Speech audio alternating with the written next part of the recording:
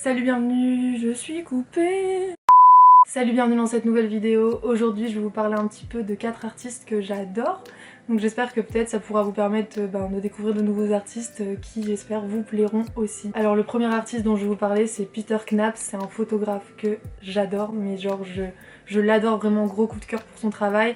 Il est aussi peintre, graphiste, puis il fait aussi un peu de vidéos. Donc pour la petite anecdote complètement inintéressante dont tout le monde se fout mais que je vais vous raconter quand même, c'est qu'en fait moi personnellement je suis photographe aujourd'hui, pour ceux qui le savent peut-être, enfin vous le savez peut-être si vous me suivez sur Instagram. Et j'ai fait mes études aux Beaux-Arts et à cette époque là il y avait une exposition de Peter Knapp qui se faisait à la Cité de la Mode et du Design que j'avais voulu aller voir. En plus c'était un de mes premiers dates avec mon copain et on avait voulu y aller. En fait on est arrivé genre 10 minutes trop tard parce que l'expo elle était déjà terminée et c'était le dernier jour, donc j'ai pas pu la voir. Et sur Google, Pinterest, etc. il n'y a pas beaucoup de photos de son travail, il y en a quelques-unes les plus connues. Mais c'est vrai qu'on retrouve pas beaucoup d'images vraiment de son travail, donc après j'ai un peu arrêté de me renseigner à son sujet. Et il y a quelques mois maintenant, je crois que c'était début janvier, j'ai vu une vidéo sur le compte Instagram du Jeu de Paume. Donc déjà le Jeu de Paume c'est un musée que j'adore, ils ont des artistes top à chaque fois. Donc je vous conseille vraiment d'aller voir quand ce sera réouvert, quand les musées réouvriront, parce que c'est vraiment mon musée préféré je pense à Paris. Et donc ils avaient fait une petite interview de Peter Knapp sur leur compte Insta et je l'ai vu et là je me suis dit mais j'adore cet artiste, j'adore sa manière de voir les choses, j'adore sa manière de parler de la photographie. Et il y avait quelques petites images aussi affichées pendant l'interview et j'adore de ce que j'ai vu, j'adore vraiment ce qu'il fait. En plus il s'est fait connaître fin des années 50, début des années 60 en tant que photographe de mode. Et donc du coup forcément il travaillait beaucoup avec des vêtements en vintage, donc déjà j'adore. Et ouais il a une manière de travailler les photos qui est très épurée et en même temps il y a juste l'essentiel, il y a juste ce qu'il faut et c'est vraiment ce que j'adore dans la photo. Donc je me suis renseignée un petit peu plus sur son travail, j'ai regardé quelques interviews que j'ai pu voir sur internet. Mais comme je vous ai dit, il y a vraiment pas beaucoup de photos sur internet. Donc j'ai découvert ce livre sur le site du Jeu de Paume que mon copain m'a acheté pour mon anniversaire. Et je trouve que c'est un livre qui est vraiment trop beau. Je sais pas si vous allez voir. Donc c'est Dancing in the Street, Peter Knapp et la mode, vous oublierez mon accent anglais s'il vous plaît. Et donc quand j'ai reçu mon livre, j'étais trop contente à l'idée de découvrir son travail. Et donc en regardant le livre, encore une fois, petite anecdote dont tout le monde va s'en foutre mais que j'ai envie de raconter, je suis tombée sur ces deux photos. Et donc c'est des photos qu'il a prises avec des pans de murs rayés rouge et blanc. Et en fait j'ai fait pendant le premier confinement, je vous mettrai la photo juste ici. J'ai peint donc en rouge et blanc un tronc d'arbre dans mon jardin pendant le premier confinement parce qu'on s'ennuyait, voilà, il fallait bien trouver des activités à faire. Et après donc j'en ai fait une photo que j'ai mise sur mon compte Instagram. Et en fait quand j'ai vu qu'il avait fait ça, je me suis dit tiens c'est marrant, je suis inspirée par le même type d'éléments que lui apparemment, parce que moi j'adore tout ce qui est forme géométrique, j'adore l'architecture moderne, j'adore les couleurs, j'adore les formes géométriques, les lignes, les compositions assez épurées aussi. Donc je me suis dit trop cool, ça a l'air d'être super intéressant ce qu'il fait. Et là, j'ai continué de feuilleter le livre. Donc j'ai continué de feuilleter le livre et je suis tombée sur cette photo. Donc c'est une photo qu'il a prise d'une modèle avec une perruque rose.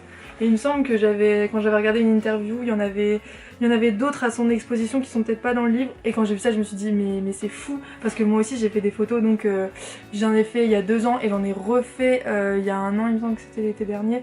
J'en ai refait il y a 1 an des photos avec des perruques roses. Et quand j'ai vu ça, je me suis dit mais c'est fou en fait, j'ai l'impression qu'on est vraiment inspiré par des éléments similaires. Après évidemment je n'arrive pas à la cheville de cet artiste, hein, c'est pas du tout ce que je suis en train de dire. Mais en fait je me suis dit waouh, pourquoi j'ai pas découvert cet artiste avant en fait. J'adore ce qu'il fait, il y a plein de choses qu'il fait qui pourraient vraiment m'inspirer parce que c'est des choses vers lesquelles je me tourne de moi-même très facilement aussi.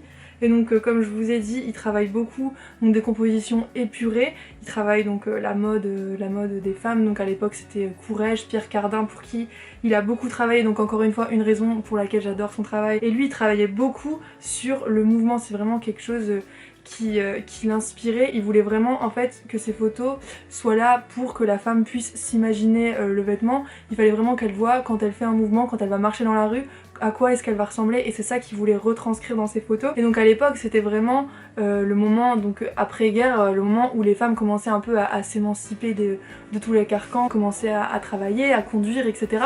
Et donc en fait ces photos elles retranscrivent vraiment cette époque de la liberté, de la fraîcheur. On voit des femmes qui marchent dans les rues en mouvement, on voit des femmes qui dansent, qui rient, qui qui court, enfin vraiment ces photos elles respirent vraiment ça, elles respirent vraiment la liberté des femmes, la spontanéité des femmes. Il est allé faire donc des photos au ski, il en faisait à la plage, voilà il s'amusait mais pas qu'avec le studio. Et pareil pour les modèles, c'était vraiment des modèles qu'il allait repérer dans la rue, à la bibliothèque. Il prenait vraiment des femmes qui pour lui avaient quelque chose et vraiment je pense que c'est un de mes photographes préférés, j'adore vraiment son travail. J'ai pas encore eu l'occasion de lire tout le livre mais honnêtement, je pense que c'est vraiment peut-être même mon photographe préféré. Et ouais, donc il travaille beaucoup avec le mouvement, les lignes. Il essaie vraiment de jouer parfois avec des vêtements, comme j'avais vu qu'il disait dans une interview, des vêtements un peu importables. Mais c'est vraiment ce qui est trop cool dans la photographie de mode, c'est de pouvoir photographier des vêtements qu'on porterait pas dans la vraie vie, mais justement s'amuser avec et en faire une image complètement dingue. Et en même temps, à la fois,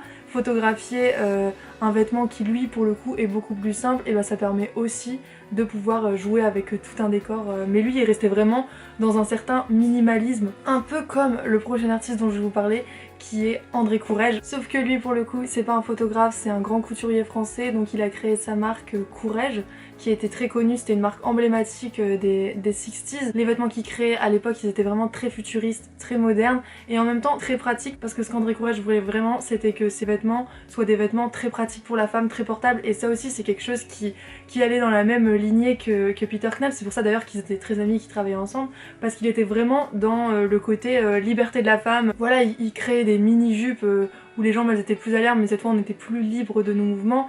Et c'est vrai que les vêtements Courrèges c'est vraiment des vêtements qui essaient d'être vraiment fonctionnels. Chaque élément qui est sur le vêtement il est là pour quelque chose, les coupes c'est pareil, qu'il y ait une petite poche etc. J'avais vu dans une interview qu'il faisait aussi des robes qui avaient un zip à la taille et qui pouvaient voilà s'enlever et faire d'un coup un haut, une jupe qui s'enlevait facilement et superposé avec des petits blousons sans manches. Il y a un blouson d'ailleurs qui est très connu de chez Courrèges. Je sais pas, je vous mettrai peut-être une image si j'en ai une. Et donc voilà, Courrèges c'est vraiment une marque, comme je l'ai dit, emblématique des années 60, qui reste très simpliste dans ses coupes, dans ses couleurs aussi. Il utilise beaucoup les couleurs, mais aussi surtout le blanc parce que c'était sa couleur préférée. Puis André Courrèges, on retrouve vraiment dans ses vêtements un côté un peu rafraîchissant, qui fait très jeune, qui peut se porter quand on est jeune comme quand on est plus âgé, et qui voilà donnera toujours un côté rafraîchissant, jeune, simple mais très efficace. Et perso j'aime trop certains vêtements qui ont été faits, que j'ai pu voir sur Vinted par exemple, et je pense que quand j'aurai un peu plus de moyens je m'achèterai des bons basiques, parce que j'avais vu il y a pas mal de petits hauts avec le col cheminé qui remonte. Il y a pas mal de petits hauts comme ça qui sont en différentes couleurs qu'on revoit pas mal. On revoit pas mal aussi les vestes qu'il faisait. En plus il travaillait beaucoup avec les matières, donc j'adore. Il travaille beaucoup avec le vinyle par exemple, avec l'éponge. Et ouais, il a fait des petites jupes aussi, pareil, en vinyle et tout ça, ça j'adore. C'est une marque dont on a un peu arrêté d'entendre parler dans les années 2000, mais là ça commence depuis quelques années à revenir, donc bah trop cool. Et si je pouvais, je m'achèterais peut-être un livre aussi sur son travail, parce que c'est un artiste que j'adore. Donc voilà, n'hésitez pas à regarder, je vous l'ai pas dit pour avant, mais n'hésitez pas si jamais ça vous intéresse à vous renseigner sur internet. Mais voilà, André Courrèges c'est vraiment des vêtements que j'adore aussi. Ensuite le prochain artiste dont je vais vous parler c'est le peintre David Hockney, donc il est aussi décorateur, dessinateur et photographe. Il a été exposé il y a quelques années au Centre Pompidou, il me semble que c'était il y a 4-5 ans. Et donc moi perso, comme je faisais mes études aux Beaux-Arts et que c'est un artiste très connu, c'est vrai que j'avais entendu parler de cette expo, mais j'avais vu quelques images de son travail sur internet et ça m'avait pas tenté plus que ça.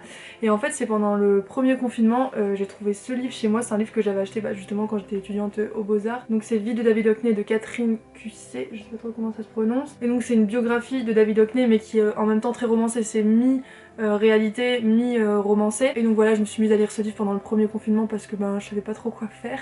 Et franchement ça m'a captivée. La manière dont il a grandi, dont il a vécu, ça m'a captivée, et ça m'a captivée en fait dans son univers. Et c'est marrant parce que c'est vrai qu'on a souvent tendance à aller voir des artistes visuels justement à travers directement des visuels quand on s'y intéresse. Par exemple si vous vous intéressez à un photographe, à un peintre, à un dessinateur, c'est vrai que moi en tout cas personnellement j'ai tendance à directement aller voir les œuvres visuellement de ce que les artistes ont fait pour m'intéresser à eux. Et en fait en lisant ce livre, en fait j'ai un peu découvert un artiste par une autre manière, une manière dont j'ai pas l'habitude de découvrir les artistes, parce que même si j'ai déjà lu des livres sur certains artistes, je commence toujours par les visuels. Et donc là vraiment le fait de lire en fait un petit peu son histoire, même si comme je vous ai dit c'est romancé, ça m'a permis de me plonger dans son univers d'une autre manière que j'aurais pu le faire peut-être en allant directement voir Ces peintures qui d'ailleurs m'avaient pas autant parlé qu'aujourd'hui quand je les regarde en connaissant beaucoup mieux son histoire. Et vraiment il y a des passages qui m'ont marqué. Dès le début du livre on vous parle un petit peu de... Ça commence par son père, on vous parle de comment David Hockney a grandi auprès de ses parents, comment il a d'abord un peu vu la créativité. Et donc l'auteur parle de son père qui avait pas beaucoup d'argent mais qui trouvait un peu tout le temps des petites astuces pour bricoler. Et donc par exemple là dès le début du livre c'est écrit: Petit David ne vit rien de plus beau que le moment où le pinceau brosse dans la main de son père entrait en contact avec le cadre d'une bicyclette. Le métal rouillé devenait rouge vif en une seconde, comme par magie, le monde changeait de couleur. Et franchement, j'adore. Et en fait, ce livre, il m'a vraiment trop inspirée par l'univers dans lequel il a grandi, par l'univers dans lequel il a commencé à créer lui aussi son propre univers. Et c'est quelque chose qui m'a trop inspirée. En fait, quand j'ai lu ce livre, c'était à une période où j'étais pas mal, je m'ennuyais comme je vous ai dit, et je cherchais un petit peu des artistes sur Instagram. Et en fait voilà, je voyais souvent les mêmes choses qui revenaient, les mêmes images, les choses qui sont un petit peu à la mode, que beaucoup d'artistes vont par exemple reprendre sur internet. Et en fait j'étais en quête d'inspiration. Et en fait j'ai juste pris un livre sans réfléchir à si ça pouvait m'inspirer ou pas, juste pour m'occuper. Et c'est là que l'inspiration elle est venue, parce que je vais vous retrouver le passage qui m'a inspirée. Et voilà. Donc là ils disent, donc ils parlent toujours de David et son père. Il était fier de son père, un vrai artiste comme disait sa mère en fronçant les sourcils, d'une ingéniosité telle qu'il s'habillait avec élégance sans dépenser un sou. Il collait sur ses cols ou ses cravates du papier qui l'ornait de pois et de raies de couleurs vives. Et en fait quand j'ai lu ça, dans ma tête je me suis imaginé des rayures de couleurs blanches et rouges du coup, et je me suis dit il faut que je fasse un truc avec des rayures rouges et blanches, ça m'a trop donné envie. Et après je sais plus pourquoi, mais de fil en aiguille dans ma réflexion j'ai commencé à décider de me dire que j'allais peindre sur le tronc du jardin. Et donc c'est comme ça que j'ai eu l'idée de faire la photo dont je vous parlais juste avant par rapport à Peter Knapp. Et en fait vraiment ce livre il m'a ramené à une inspiration différente de celle qu'on peut voir tous les jours sur Instagram avec toutes les images qu'on a en permanence jour et nuit à longueur de temps. Ça m'a ramené à quelque chose de beaucoup plus imaginaire. En fait le fait de lire un livre c'est vrai que ça permet de soi-même se créer ses propres images, même si voilà on crée tous nos propres images, surtout quand on est créatif, peintre, photographe ou quoi que ce soit, mais là en fait ça m'a donné une autre approche de ce que pouvait être l'inspiration, une autre approche de ce que pouvait être l'univers d'un artiste. Et franchement depuis ce moment là je me suis beaucoup plus intéressée à l'univers de David Hockney et c'est ce qui m'a permis de plus l'apprécier. Donc voilà, je vous invite à lire ce livre si jamais ça vous intéresse. Mais pour vous parler un petit peu de David Hockney et arrêter de vous raconter ma vie, David Hockney c'est un artiste qui adore les images, il est amoureux des images, il adore jouer avec l'espace, avec la perspective, avec encore une fois les lignes, les rayures. Au début de sa carrière, il est parti donc en Californie pour y vivre et c'est là-bas qu'il a fait des peintures qui sont super connues, peut-être que vous les avez déjà vues. C'est des peintures où il a peint des piscines et c'est des peintures qui représentaient un peu à l'époque, donc dans les années 60, le rêve américain. C'était vraiment le symbole de l'Amérique, de ce que c'était à l'époque. Donc voilà, c'est un artiste qui peint beaucoup le paysage, il peint beaucoup aussi avec des couleurs. C'est vrai que c'est encore une fois, comme les deux artistes dont je vous ai parlé juste avant, c'est encore une fois un travail qui est très rafraîchissant, qui respire la liberté, le peps, voilà, c'est coloré. Après il a fait aussi des portraits et des doubles portraits. Et dans ces portraits là c'est vrai qu'on sent que les modèles ils sont un peu plus isolés, c'est un peu plus de l'ordre de l'étrangeté j'ai envie de dire. Après il défend aussi beaucoup la cause des homosexuels et il a fait aussi des peintures. Ça c'est des images que j'ai pu voir sur Google et j'ai adoré, je pense que c'est ce que je préfère dans tous les travaux qu'il a pu faire. C'est en fait il a fait des genres de dessins peintures sur l'iPad. Et en fait ce que j'adore c'est que c'est vraiment un artiste qui est né voilà il y a quelques années maintenant et qui pour autant reste en phase avec son temps, qui a pas peur de tester de nouvelles choses. Et j'adore vraiment le fait qu'il soit toujours dans la recherche de nouveautés, dans l'essai de nouvelles pratiques et que ce soit toujours aussi très coloré. Vraiment j'avais entendu dans une interview qu'il disait que lui ce qu'il importait c'était vraiment que les gens quand ils viennent à une exposition ils ressentent de la joie, et pour moi c'est vraiment ce qu'on ressent en regardant son travail. C'est joyeux, on sent que voilà il a vraiment gardé une âme d'enfant et même quand je vois vraiment ce qui est raconté dans le livre, ça apporte encore plus de valeur à son travail, en tout cas pour moi, pour ce que je vois de son travail, pour ce que j'aime dans son travail. Et aussi j'ai noté dans mon téléphone une phrase qu'il a dit dans une petite interview que j'ai vue sur YouTube. Il dit à un moment: la caméra voit de manière géométrique et nous voyons de manière psychologique. Mais j'adore, vraiment je trouve que cette phrase représente tellement bien ce que c'est que la perception des choses, les différentes manières dont on peut voir quelque chose. Et cette phrase elle m'a beaucoup marquée, en tout cas elle m'inspire beaucoup, et donc je l'ai notée parce que j'adore, donc voilà, encore une fois, un artiste dont j'adore la manière d'être, j'adore la manière de voir les choses. Et c'est pour ça que c'est intéressant vraiment de se renseigner sur les artistes qu'on apprécie, d'aller voir les expos. Ça permet d'avoir différentes informations qu'on n'aurait peut-être pas juste à travers une image qu'on va trouver sur internet, d'avoir différentes informations sur l'œuvre que l'artiste a souhaité donner, et ça apporte aussi une vision différente, une perception différente des choses. Mais voilà, pour moi c'est un artiste donc que j'ai découvert pour le coup à travers un récit de son histoire plutôt que directement par rapport à ses œuvres. En tout cas c'est comme ça que j'ai commencé à l'apprécier. Donc c'est tout pour cet artiste. Et sinon le dernier artiste dont j'aimerais vous parler, c'est Can Dagherzlani. Donc ça pour le coup c'est un artiste que j'ai découvert sur Instagram il y a maintenant quelques années. C'est un photographe de mode qui est turc et qui vit à Berlin. C'est un photographe qui a d'abord fait des études d'architecture, et je pense que c'est ce qui fait aussi que j'apprécie autant son travail. On sent vraiment l'amour de l'architecture dans ses photos. Il y a vraiment une symétrie dans ses photos, un cadrage voilà qui est impeccable, qui est nickel, les éléments ils sont super bien placés. Il y a aussi un jeu avec les perspectives qui est super intéressant. Après dans son travail on trouve aussi beaucoup de touches d'humour, c'est quelque chose que j'aime bien, c'est un humour un peu décalé, et il photographie différents modèles mais surtout majoritairement sa copine. Et sa copine elle a vraiment quelque chose dans le visage qui je trouve ramène une touche un petit peu presque narrative à l'image, parce que vraiment elle dégage quelque chose. Voilà, elle a un visage qui peut raconter des choses en photo, et je trouve que du coup ça rend les photos vraiment encore plus intéressantes de par d'abord le cadrage, l'architecture etc. et les modèles qu'il choisit ramènent encore plus quelque chose à l'image.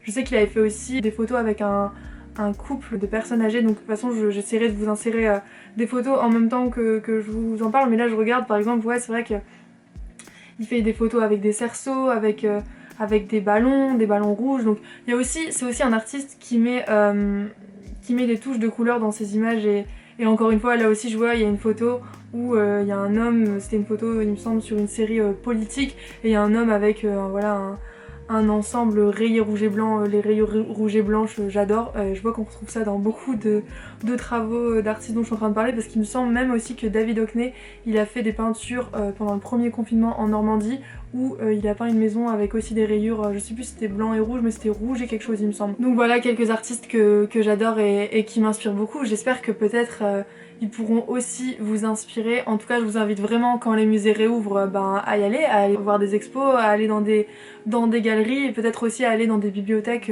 vous renseigner, voilà, trouver par vous-même des artistes qui vont vraiment vous plaire. C'est vrai qu'aujourd'hui on a accès à énormément d'images sur les réseaux sociaux, surtout sur par exemple Instagram, et en fait c'est très bien parce que du coup ça peut nous stimuler, ça permet de découvrir plein de nouveaux artistes, mais en même temps il y a tellement d'images que parfois on peut un peu se laisser submerger par toutes ces choses qu'on voit, puis il y a un peu aussi cet effet de mode où d'un coup on va retrouver partout le même style de vêtements, partout le même style de peinture, et en fait c'est vrai que parfois du coup les réseaux sociaux ça peut inciter à consommer des choses que voilà vers lesquelles on serait pas vraiment allé de nous-mêmes. Et là vous vous dites Margot t'es en train de t'égarer complètement du sujet, je sais, mais en fait ce que je veux dire c'est que le fait que les réseaux nous influencent comme ça, voilà, comme je dis, ça peut nous inciter à consommer des choses vers lesquelles on serait pas forcément allé de nature, donc des choses qui nous correspondent pas réellement. Et le fait en fait d'aller fouiller dans des bibliothèques, voilà, dans des librairies. Je sais que moi avant j'aimais trop aller à la bibliothèque du centre Pompidou, il y a vraiment plein de livres super intéressants. Ils ont aussi une librairie là-bas au centre Pompidou, et le fait vraiment de rester là-bas, de regarder des livres, de découvrir un petit peu différents univers et de vous laisser un petit peu surprendre par de nouveaux artistes que vous pouvez découvrir, ça vous permet de vraiment peut-être de tomber sur des pépites, surtout qu'ils ont vraiment de super artistes. Après voilà, ça peut être dans n'importe quelle librairie.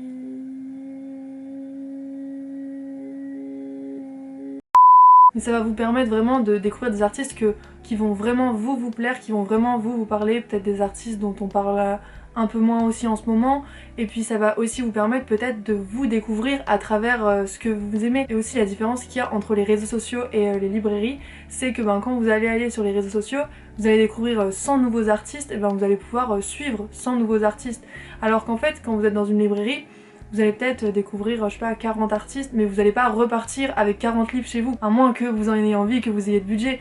Mais la plupart du temps, vous allez peut-être choisir un livre. Et donc ça, vous allez vous dire, du coup c'est moins bien. Mais moi je trouve que justement ça amène à un certain minimalisme de la consommation d'informations, et ça va vous permettre justement de prendre le temps de choisir un artiste qui vous correspond vraiment. Après on peut aussi très bien découvrir plein d'artistes sur Instagram, hein. Moi Can Dagherzlani, je l'ai découvert sur Instagram, et il y a plein d'autres artistes super cool sur Instagram. Donc voilà, vous allez peut-être vous dire que je suis partie un petit peu loin, Mais c'était juste une petite réflexion que je me faisais et que j'avais envie de vous partager. Après, comme je l'ai dit, il y a plein d'artistes super cool sur Instagram, hein. Je dis pas qu'il faut pas soutenir les artistes sur Instagram, je dis juste que c'est bien de réussir à faire la part des choses et de voir ce que nous on aime vraiment, ce que nous on est vraiment, parce que comme je l'ai dit, les réseaux sociaux ça peut influencer sur beaucoup d'aspects. Donc voilà, je pars un petit peu dans tous les sens, les réseaux sociaux c'est encore un autre sujet. Là aujourd'hui je voulais surtout vous parler de quelques artistes que moi j'aime bien et qui peut-être pourront vous intéresser. Et voilà, j'espère que cette vidéo elle vous aura plu et je vous dis à bientôt pour une prochaine vidéo. Bisous.